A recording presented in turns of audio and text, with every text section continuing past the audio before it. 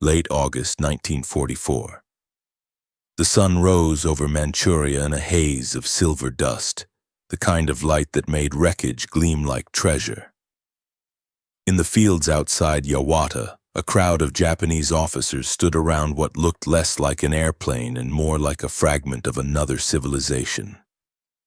The villagers had seen it falling before dawn, an enormous machine trailing smoke and flame, the engine still rumbling as it skimmed the rice paddies and skidded to rest near a half-dry riverbed. When the Imperial Army's technical detachment arrived, they didn't yet understand what they were looking at.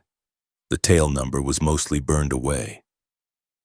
The fuselage, though broken and charred, still bore the faint outline of a white star within a blue circle, an American insignia. The wingspan stretched nearly 30 meters, and the aluminum skin reflected the morning like polished stone. On its side, through the soot and bullet holes, someone could still read part of a word. Superfortress. Captain Hiroshi Kuroda, an engineer from the Nakajima Aircraft Company, climbed onto the wing and looked into the open bomb bay. He could smell fuel and hydraulic fluid, a metallic sweetness mixed with the sour rot of scorched insulation. "It's bigger than anything we've built," he murmured. The local soldiers nodded but said nothing. None of them had ever seen an aircraft this massive. Japan's own bombers, the Mitsubishi G4M Betty and Nakajima Ki-49. Helen seemed almost quaint beside this monster. By noon, Kuroda's team had begun securing the wreck. The plane's nose section was crumpled, its transparent dome shattered, the cockpit half buried in dirt. Yet the four engines, enormous radial cylinders with cooling fins and turbo supercharger ducts, were intact. Each nacelle was as large as a fighter's fuselage. One of the mechanics walked up, touching the blackened propeller blades. "Four-bladed Hamilton Standard," he said softly, half in awe. "This one engine could lift a whole Betty by itself." The Army declared the crash site restricted.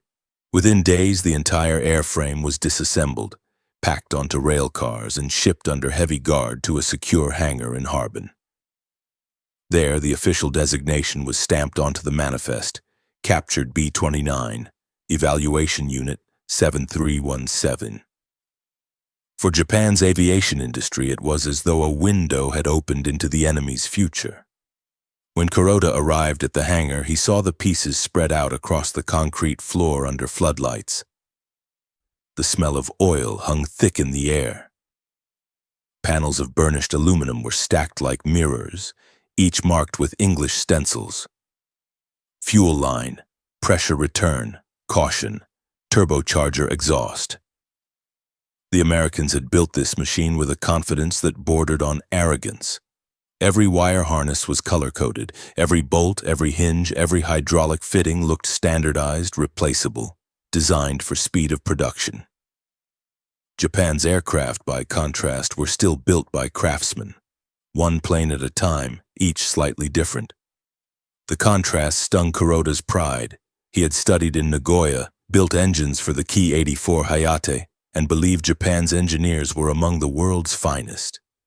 But here, lying in pieces before him, was proof that the Americans had industrialized perfection itself. The first technical inspection took 3 days. They began with the engines, Wright R-3350 duplex cyclones, each delivering more than 2,200 horsepower.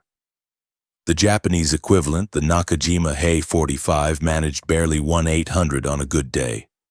But power alone wasn't the revelation. It was how the Americans controlled it. The R-3350 had a 2-stage turbo supercharger with automatic wastegate control, letting it maintain full power above 25,000 feet. The B-29 could cruise higher than any Japanese interceptor could reach. Chief Mechanic Sato removed one of the exhaust manifolds, tracing the complex web of ducts and heat shields with a gloved hand. "This is a labyrinth," he said. "They must have hundreds of hours in every weld." Another engineer knelt beside him, examining the wiring harness that snaked through the nacelle. The wires were bundled in braided silk and marked with tiny tags, serial numbers, voltage ratings, and inspection dates. None of it resembled the ad hoc assembly lines back home, where shortages forced them to scavenge parts from other planes. Kuroda wrote in his notebook, "Their strength is not genius, it is discipline. Every part serves a system larger than itself." When they moved on to the fuselage, the shock deepened. The Americans had built the B-29's pressurized cabin like a submarine. Double bulkheads, rubber-sealed joints, an internal passage linking cockpit and rear compartment. For Japanese crews used to open cockpits and frostbite, this was unimaginable luxury. The pilots could fly at 30,000 feet in shirt sleeves. "No wonder their crews look fresh even after 10 hours, one officer remarked bitterly. The radio equipment, though partly destroyed, revealed another advantage. The B-29 carried an AN/APQ-13 radar system with a parabolic dish mounted under the belly, the first airborne bombing radar any of them had seen. Kuroda ran his fingers over the scorched cables and broken transistors. "This is how they bomb through clouds," he said quietly. "They don't need eyes anymore." For 2 weeks, the Harbin hangar buzzed like a hive. Draftsmen copied every part by hand. Translators filled pages with English labels and technical notes. The Army ordered the engine shipped to Tokyo for metallurgical testing. But there was a problem. They didn't have the tools to take it apart. American bolts required imperial-sized wrenches, and the fasteners themselves were hardened alloys beyond the reach of Japan's foundries. In frustration, one technician smashed a spanner against the cowling. "They've beaten us," he hissed. Kuroda didn't respond. He just stared at the engine, its blackened prop hub glinting under the lights. "No," he said finally. "They've built us into a corner." Outside, the war was closing in. B-29s were already striking Tokyo and Nagoya from bases in China. The very machine lying in pieces before them was now burning their cities. Each night, Kuroda listened to the news of firestorms and casualties. Each morning, he returned to the hangar and studied the wreck with clinical detachment. Yet he couldn't escape the irony. Japan's engineers were dissecting the weapon that was dismantling their country. By late October, the order came down from Tokyo. Prepare a report for the Army Air Technical Bureau. They wanted to know if the B-29 could be copied. The question felt absurd, but Kuroda answered honestly. His report ran 40 pages, filled with sketches, measurements, and conclusions written in spare, formal language. Reproduction impossible under present industrial conditions. Material composition and precision machining exceed domestic capability. Recommends study for post-war aircraft design, not wartime production. When his commanding officer read it, he frowned. "You mean to say, Captain, that our empire cannot build such a machine?" Kuroda met his gaze. "Not yet, sir. We can fight bravely, but we cannot fight gravity." The officer said nothing more. The winter wind swept across the Manchurian steppe like a blade, cutting through the hangar walls. Inside, the disassembled B-29 sat in suspended silence. Dust gathered on the wings, on the half-cracked plexiglass nose, on the neat piles of notes the engineers had left stacked in crates. The Japanese army had ordered more parts shipped to Tokyo, but the railway convoys were constantly delayed by Allied bombing runs. Sometimes the engineers joked grimly that it was the rest of the B-29 fleet destroying the train carrying their brother's corpse. By January 1945, Kuroda and his team had been reassigned to Tachikawa near Tokyo. The fragments of the captured Superfortress arrived weeks later, warped by the cold, but still magnificent. When the crates were opened, even the most stoic officers fell quiet. Here in the heart of a crumbling empire, the Americans' machine seemed untouched by defeat or fatigue. Its rivets still gleamed, Its wiring looms still smelled faintly of factory oil from Wichita. It was as if a ghost of the industrial United States had landed in their midst, unburned and unbroken. The Army's Air Technical Bureau wanted results. Their directive was clear. Determine possibility of equivalent design. Reduce complexity if necessary. The request was like asking a monk to turn a cathedral into a hut. But the engineers tried. They examined the B-29's pressurization valves, wondering if they could replicate the seals using locally available rubber. They couldn't. The compounds required synthetic Buna N-nitrile, a material Japan couldn't produce in quantity. They studied the aluminum skin, thicker yet lighter than any they had. American Alcoa Alloy 75S was far stronger than Japanese duralumin, its tensile limits double. Even their forges couldn't match the consistency. For the first time in years, the engineers began to doubt not their courage but their foundations. The empire had prided itself on precision craftsmanship, but here was a machine born from precision automation. 1,000 identical hands building one idea. Japan's factories could make masterpieces. America's factories could make legions. Kuroda spent evenings hunched over his drafting board, tracing sections of the B-29 supercharger system. His pencils were worn down to stubs. He calculated airflow ratios, expansion pressures, and turbine speeds. Each number pushed the limits of what he knew and what Japan could build. His notes filled with ellipses. Requires precision to 0.02 and tolerance beyond domestic machining. Sometimes he simply wrote, unattainable. Across Tokyo, war news grew darker. Cities burned nightly. The Americans came in waves, B-29s by the hundred, flying higher than the Zeros could reach, dropping bombs with clockwork rhythm. Every raid sounded like irony made real. Kuroda would look up at the distant contrails and think, one of those might be the sister of the plane we studied. In February, the Bureau invited him to a closed meeting with senior officers. He entered a conference room lined with maps and cigarette smoke. The walls trembled faintly as distant anti-aircraft guns thudded. A general in full uniform turned toward him. "Captain Kuroda," he said, "you have seen the enemy's work more closely than anyone. Tell us, how do they make such power?" Kuroda hesitated. "They do not build one aircraft at a time, sir. They build a nation that can build aircraft. We cannot." The words hung in the air. No one spoke.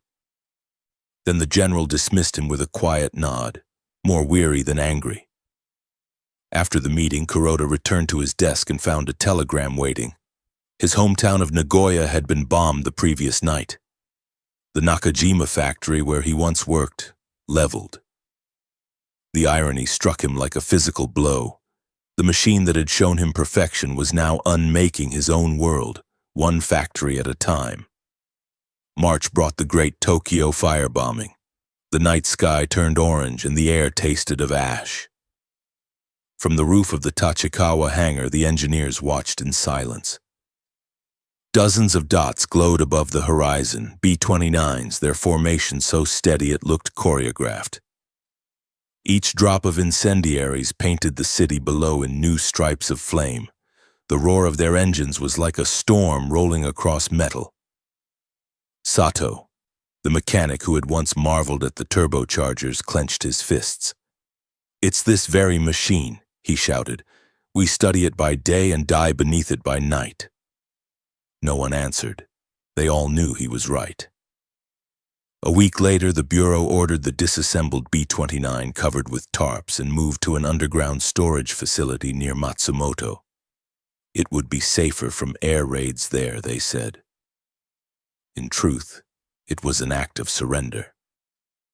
The study was over. The war was consuming its students. Kuroda stayed behind, tasked with writing a summary of all findings for the Imperial Archive.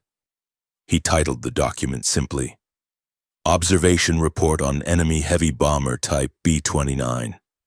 The final paragraph read, "This aircraft represents not merely technological superiority but industrial philosophy.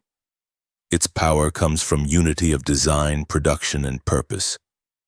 Japan can no longer match this integration.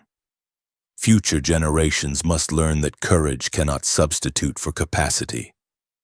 He sealed the envelope with his personal stamp and handed it to a courier bound for the War Ministry.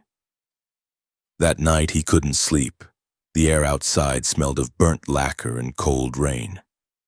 He thought of the American pilots high above the clouds, flying home in pressurized cabins, their engines humming smoothly while his own nation shivered in the dark. When the Emperor's surrender was announced 5 months later, Kuroda sat on a wooden bench outside the hangar, staring at the tarped outline of the captured Superfortress. Crows perched on the wings. The war was over, but the sound of those engines still filled his dreams. He realized then that defeat wasn't only the loss of territory or honor. It was the moment you understood your enemy's genius and admired it. He reached out and brushed the fabric covering the fuselage, whispering to no one, "We tried to fight the future." The autumn of 1945 arrived like a long exhale. The air raids had stopped. The engines had gone quiet. Japan's skies were suddenly empty except for the slow-moving cargo planes of the occupying forces. In the wrecked hangars of Tachikawa, men like Hiroshi Kuroda were left to sweep away not just debris but the ashes of an era. The captured B-29 still lay there under a sheet of canvas blackened with soot. The war was over, but the Americans were curious. They wanted to see what the Japanese had learned from the machine they had lost. Within weeks of the surrender, a team of U.S. officers from the Army Air Forces arrived to reclaim the wreck. They came with notebooks, translators, and polite smiles that didn't quite reach their eyes. Kuroda stood beside the plane as the visitors circled it. One of them, a tall major with the easy posture of victory, stopped to ask through an interpreter, "You were the lead engineer on this evaluation?" "Yes," Kuroda said quietly. The major glanced at the notes on his clipboard. "I've read your report, very thorough. You understood quite a lot considering the condition it was in." Kuroda didn't know how to respond. Compliment or condescension, it didn't matter. The irony was too deep. He had spent a year dissecting a weapon of his enemy, and now his enemy had come to take both it and his country's future. The Americans photographed everything, boxed up what they wanted, and within a few days the great bomber was gone again. Loaded onto flat cars, its wings cut away for transport. It would end up in a museum in the United States, tagged as a curiosity from the Pacific War. Kuroda watched it leave in silence. The clatter of the rail car wheels faded into the distance like a funeral drum. After that, the engineers were dismissed. The bureau was dissolved, the research halted.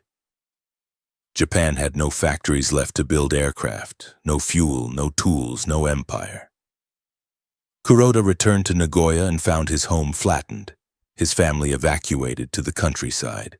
The city he had known was now an endless plain of twisted steel and broken tile. For months he drifted, working odd jobs for the new administration, translating documents, repairing old engines for American trucks.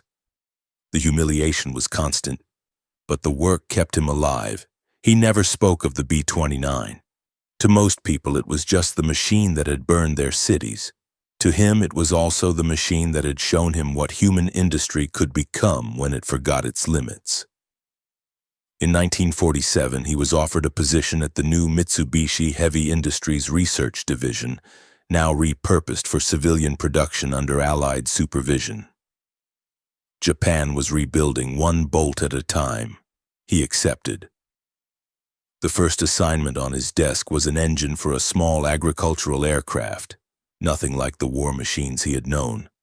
Yet when he opened the blueprints, he recognized something familiar. The logical order of systems, the standardization of components, the efficiency that once had seemed unattainable. For the first time, he smiled. "We are learning," he thought. Years passed. Japan transformed. The noise of factories returned, not for war but for trade. The young engineers who worked beside him were different. They talked of speed records, airliners, and the possibility of jets. They had never seen the firebombs, never looked up to see a sky full of superfortresses. Their dreams were clean. Sometimes when they asked him how the Americans had built such powerful planes during the war, he would pause before answering. "They built a system, not a machine," he would say. "When you understand that, you will build something better." In 1952, an invitation arrived from Tokyo. The new National Museum of Science and Industry was preparing a display on wartime technology, and they had managed to acquire a section of the captured B-29's fuselage that had been left behind after the Americans dismantled it. They wanted Kuroda to identify the components. He traveled there by train. The capital was bright now, filled with neon and bustle, as though it had decided to forget everything that came before. The museum smelled of fresh paint and ambition. Inside a glass case lay a curved section of aluminum skin, peppered with rivets and a faint trace of the old U.S. insignia. Next to it was a placard. "Captured American Bomber, 1944, studied by Imperial Army engineers." Kuroda stood in front of it for a long time. The metal was dull and cold under the lights, but to him it still glowed with the memory of that morning in Harbin. The first moment he realized how far behind they had been and how far mankind might go. He saw again the burnt grass, the smell of oil, the awe in the faces of the men who had lifted the panels and whispered that they had never seen anything like it. He thought about the irony of it all, that from that same machine's shadow Japan had learned to build again, this time for peace. The legacy of the Superfortress wasn't only destruction, it was the spark that ignited humility. That night he returned to his small apartment and opened a leather-bound notebook, the same one he had used in Harbin a decade earlier. The pages were yellowed, the ink faded, but the diagrams still gleamed with purpose. On the last blank page he wrote a single line: "To understand power is to be changed by it." He closed the notebook, set it on the windowsill, and looked out at the city. Neon signs blinked where searchlights had once swept. Airliners droned above, peaceful and steady, their engines humming in the same rhythm as the old B-29s, but now the sound no longer meant fear. It meant connection, progress, a future no longer written in smoke and fire. The machine he once studied had vanished into history, but its lesson had not. It lived on in the precision of every new Japanese engine, in every rivet driven by hands that no longer trembled. It lived in the quiet conviction that defeat, properly understood, could be the first act of rebirth. Kuroda turned off the lamp. Outside, a jet passed overhead, its navigation lights winking across the dark sky. For a moment he could almost imagine it was the ghost of that great superfortress, flying not for conquest but as a messenger from the past, reminding those who looked up that humility too could soar,